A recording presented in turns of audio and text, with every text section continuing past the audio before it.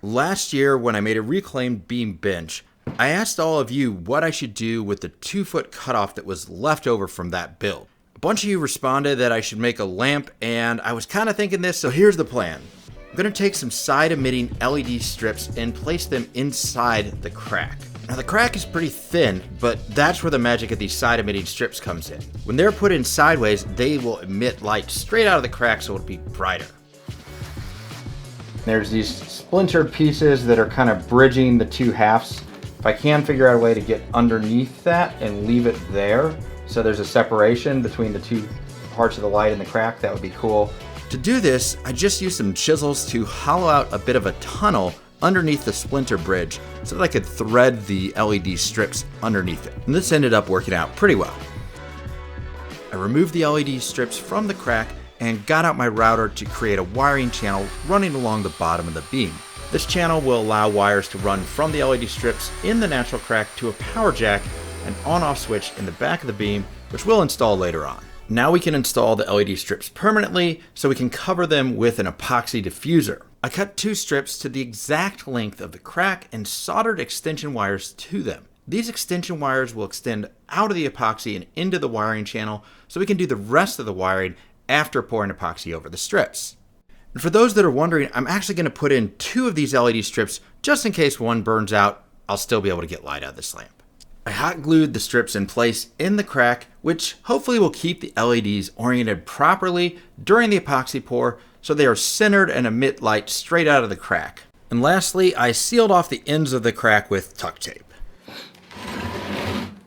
For reasons that I'll explain shortly, I'm going to be pouring the epoxy in layers. For the first layer, I mixed up a small batch of Total Boat High Performance epoxy. I poured this layer of clear epoxy into the crack so the epoxy just covered the LED strips, but was well below the top of the crack. After a few hours, the first epoxy layer had hardened, so I mixed up a second batch. For the second layer, I'm adding some white pigment, which will act as a diffuser for the LEDs. Since white epoxy does block some of the light, I poured the white layer as thin as possible.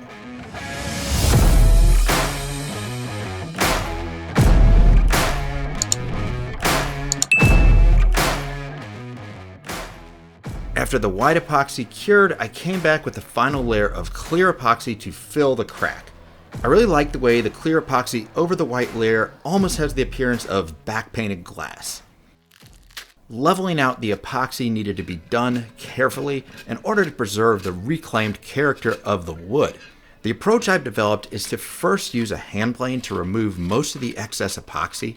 Then I come back with surf prep, soft foam sanding pads to get the epoxy flush with the wood. These sanding pads are gentle, so the wood character is largely preserved. Next, I use Total Boat's rubbing and buffing compounds to polish the epoxy to a shine.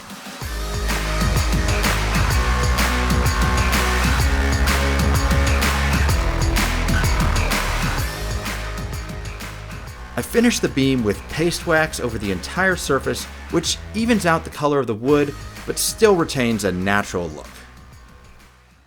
With the LEDs installed in the crack, I could come back to finish off the electronics. I decided to make use of some scrap acrylic to create a nice looking control panel. I carefully drilled mounting holes and holes for a power jack and on-off switch in the acrylic. I'll have links to all these parts in the description for those that are interested. I then traced the panel onto the back of the lamp and drilled out a rough inner cavity well inside my line to make room for the power jack and on-off switch. I then came back with my chisel to carve out a rabbet of sorts so I could inset the control panel flush with the back of the lamp.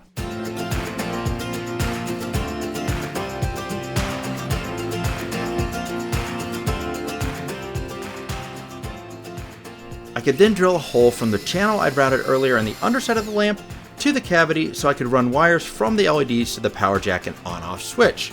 I soldered the power jack and switch to power and ground wiring, and with that, the electronics were done.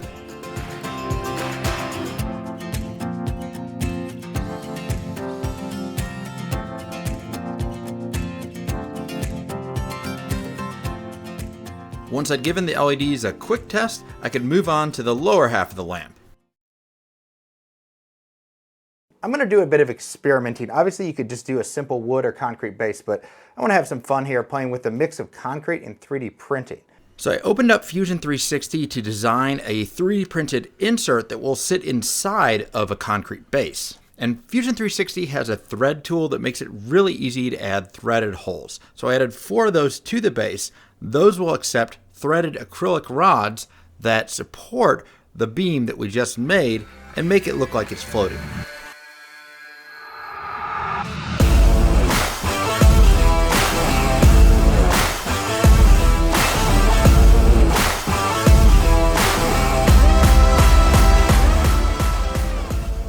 Now I printed this overnight, so I didn't notice that the print was coming out a bit stringy, and I could have prevented this by increasing the nozzle temperature a few degrees or so. Not a big deal though, since the string sanded right off. To get rid of the print lines and smooth the surface, I braved the Chicago winter and sprayed the insert with sandable filler primer. To get the surface completely smooth, I did 4 coats, sanding in between each, and then painted it orange. And if you're not a fan of that orange-yellow color, well, then just focus on this PSA instead. Next up, we've got the concrete form. And this is just going to be a simple box made of melamine. Now, if you're wondering how we're going to get that 3D printed insert inside, I'll get to that in a second. And of course, with melamine, you gotta pre-drill before you screw into it or you're gonna split it.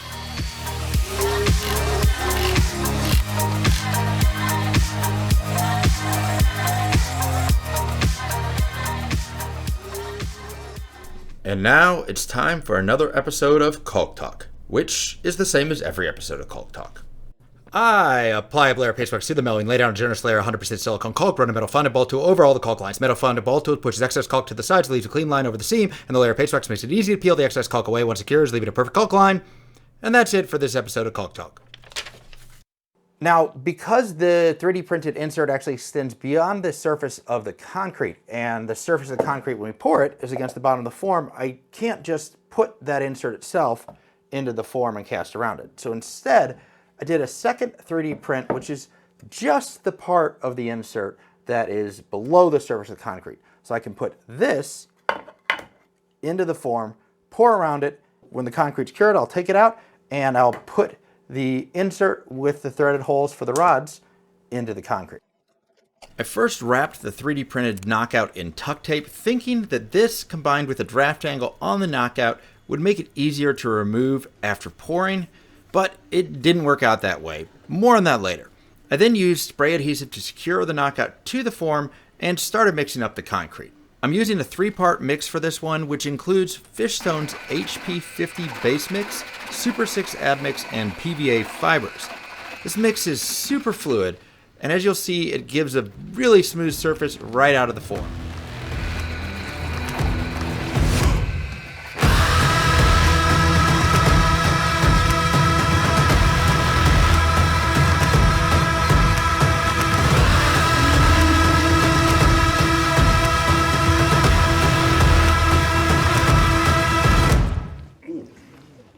Oh, creamy. Creamy?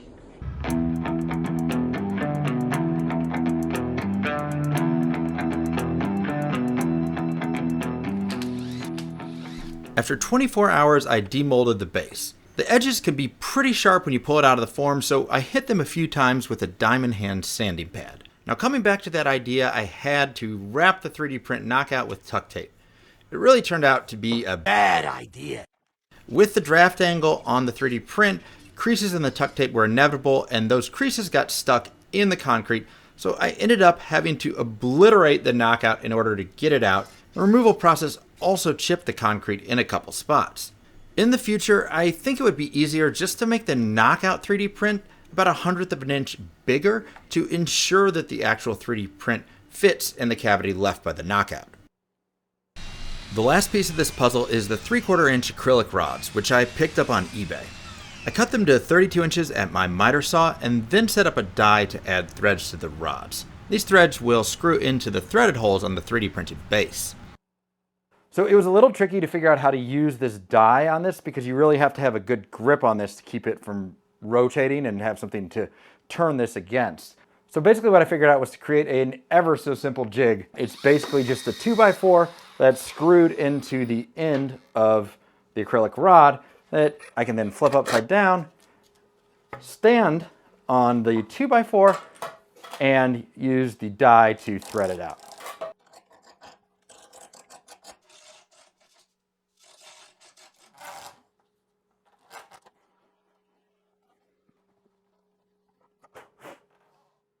After threading the ends of the acrylic rods, I drilled 3/4 inch holes in the bottom of the beam, which will accept the non-threaded ends of the rods.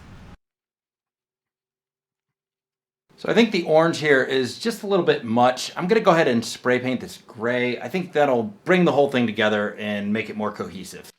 For those that have been with my channel for a while, I think we can now safely say that my color selection is like the Chicago weather.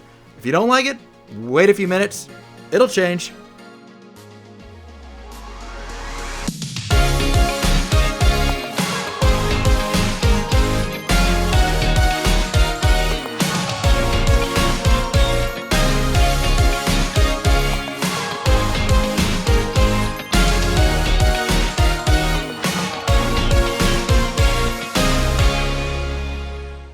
So I don't know if this is my favorite design ever, but I had a lot of fun in the build process and I learned a lot, so to me that's a win.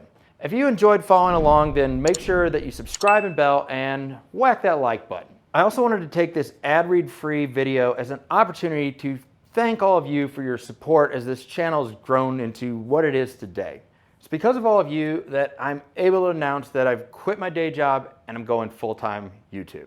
And I am super stoked for this opportunity. I've got a new shop in the works. I got all kinds of big plans for this year. Lots of announcements are coming soon, so stay tuned for that. I've also set up a Patreon page, so if you'd like to get involved and help me take this channel to the next level, over there's a link to the Patreon in the description below.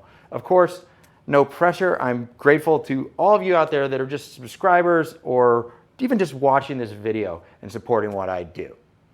That's it for this time, and I'll see you next time.